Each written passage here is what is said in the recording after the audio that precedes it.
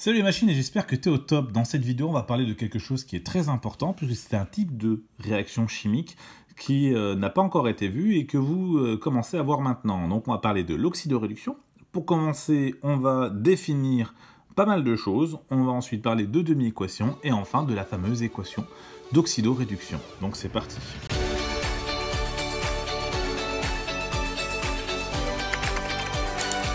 L'oxydoréduction, comme je le disais avant de commencer, eh bien c'est une réaction qui est très importante. Ça fait partie des grands types de réactions chimiques qui existent. On la voit en première S et on va la revoir en terminale S.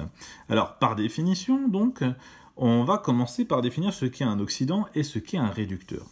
Alors, un oxydant, c'est une espèce chimique qui est capable de céder des électrons. Non, pardon, capable... Pardon, je dis des bêtises, de capter des électrons. Tandis qu'un réducteur, eh bien, c'est une espèce chimique qui est capable de céder des électrons. Le réducteur est un donneur, l'oxydant est un preneur. Voilà. Ou sinon, le réducteur est un vendeur et l'oxydant est un acheteur, si vous préférez, en termes économiques. Donc, on peut résumer ça assez facilement. L'oxydant, donc, va devenir un réducteur.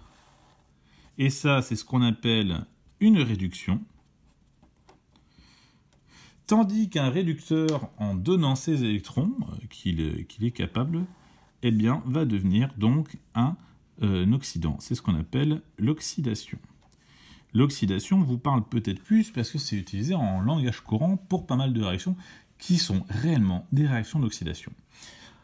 Donc, entrons dans le vif du sujet et voyons ce que sont ces fameux oxydants et réducteurs. Donc, on va parler de demi-équation. Un oxydant et un réducteur, ça ne se balade pas tout seul. En fait, on a ce qu'on appelle des couples oxydant-réducteur. Et un couple oxydant-réducteur, ça se résume à dire que l'oxydant plus un certain nombre d'électrons, eh bien, ça nous donne le réducteur. Ou le réducteur va nous donner l'oxydant plus un certain nombre d'électrons.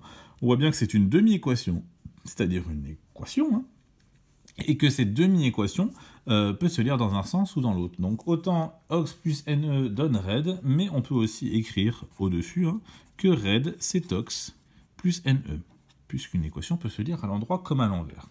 On va se faire quelques exemples très simples pour voir comment ça commence.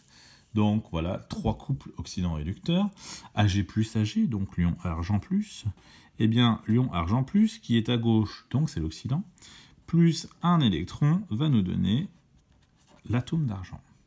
Le cuivre, sous sa forme unique, Cu2+, plus deux électrons va nous donner Cu, tandis que l'aluminium, Al3+, plus 3 électrons va nous donner aluminium.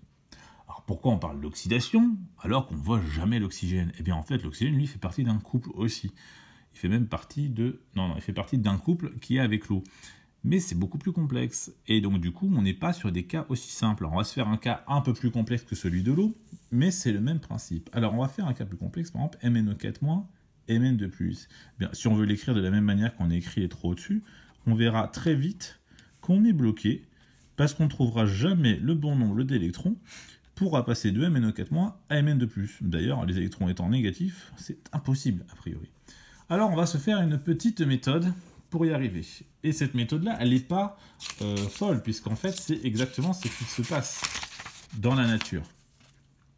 On va reprendre notre couple MnO4- Mn2+, mais ce coup-ci, on va essayer de l'équilibrer en étant un peu intelligent. Ici, on a ce qu'on appelle des ions. Donc, on est dans un milieu où il y a un solvant. En général, l'eau, donc un milieu aqueux. Ce qu'on va commencer par faire, c'est équilibrer les atomes. Donc, on équilibre les atomes de façon basique, c'est-à-dire on regarde les manganèses.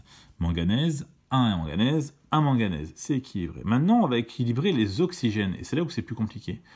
Mais on est dans de l'eau. En fait, donc du coup, ça simplifie énormément la tâche. Ça veut dire que si ici on a 4 oxygènes, on peut avoir création de 4 molécules d'eau. 4H2O, voilà, qui est donc liquide. On a bien équilibré nos oxygènes, 4 oxygènes, 4 oxygènes, mais on a créé un déséquilibre au niveau des hydrogènes. Et bien ces hydrogènes, on va les équilibrer avec des H+, c'est-à-dire des protons, c'est-à-dire de l'acidité en fait. H+, c'est l'ion qui est responsable de l'acidité. Et ça arrive souvent qu'on a une eau acide. De toute façon, les ions H+, sont présents dans toutes les eaux, même à pH neutre. Donc MnO4- plus un certain nombre de H+, alors ici on a 4 fois 2, donc 8, donc plus 8H+, va nous donner donc un équilibre au niveau des atomes. Tous les atomes sont équilibrés, Mn, Mn, O, O, et H, et H. Maintenant, on va équilibrer les charges en ajoutant des électrons.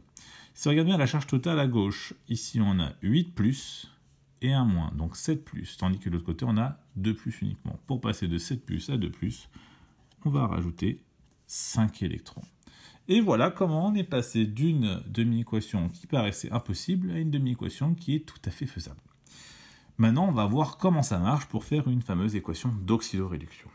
Alors, pour qu'il y ait une équation d'oxydoréduction, il faut qu'on ait deux couples oxydant-réducteurs, parce qu'en fait, on a un couple qui va donner des électrons, et il faut avoir de l'autre côté un autre couple qui est capable de les capter, parce que sinon, ça fait bizarre. Donc, l'oxydant du couple 1 va agir avec le réducteur du couple 2 pour donner le réducteur du couple 1 et l'oxydant du couple 2. Autrement dit, OX1 plus RED2 donne RED1 plus OX2. On va avoir croisé nos fameux couples. On va se faire un exemple, et on va voir la méthode pour le faire. Ici, on a Ag+, Ag, Cu2+, Cu. Moi, je vous indique que les deux espèces qui vont réagir ensemble, c'est ces deux-là. Donc, on va avoir ça et ça qui va nous donner ça et ça. Voilà, en gros, on a ça, quoi. Ce qui se passe, on va d'abord écrire la demi-équation de Ag plus Ag. On sait que c'est Ag plus qui est mis en place. Donc, on a Ag plus un électron va nous donner Ag. De l'autre côté, c'est Cu qui est en place et qui va donner Cu2+, plus 2 électrons. Donc là, on a la première étape, c'est-à-dire qu'on a nos deux demi-équations. Vous voyez, l'étape, elle est en bas. En bas à gauche, j'ai mis, hop, demi-équation. Maintenant, il faut passer à la deuxième étape, parce qu'ici, là, est-ce que c'est possible comme ça de faire réagir Ag+, et Cu? Ben non, parce que là, on a deux électrons qui sont cédés par Cu, tandis que de l'autre côté, on a un électron qui est capté par Ag. Donc, on va avoir un électron qui, à chaque réaction, va disparaître, ou va rester dans la nature. Donc, pour y arriver, en fait, on va multiplier. On égalise les électrons qui sont échangés. Donc, cette équation-là, on va la multiplier par 2. Et c'est toute l'équation que je multiplie par 2. Ainsi, j'ai donc 2Ag+, plus 2 électrons, qui va me donner, plus Cu, pardon, qui va me donner 2Ag plus Cu2+, plus 2 électrons. Les deux électrons étant de chaque côté, on peut les enlever de l'équation bilan. Et on a écrit notre équation. L'équation finale pourrait s'écrire donc 2Ag plus Aq plus Cu solide nous donne 2Ag solide plus Cu de plus Aq. Pour information, cette équation de réaction, c'est ce qu'on appelle l'arbre de Diane. Vous pouvez faire une recherche sur Internet, vous verrez, c'est très joli. Donc voilà comment se passent les équations d'oxydoréduction. C'est très important, et ce qui est très important, c'est de savoir équilibrer les demi-équations, donc faire les fameuses demi-équations pour chaque couple, et d'en déduire derrière une équation d'oxydoréduction quand on nous donne les deux couples qui réagissent.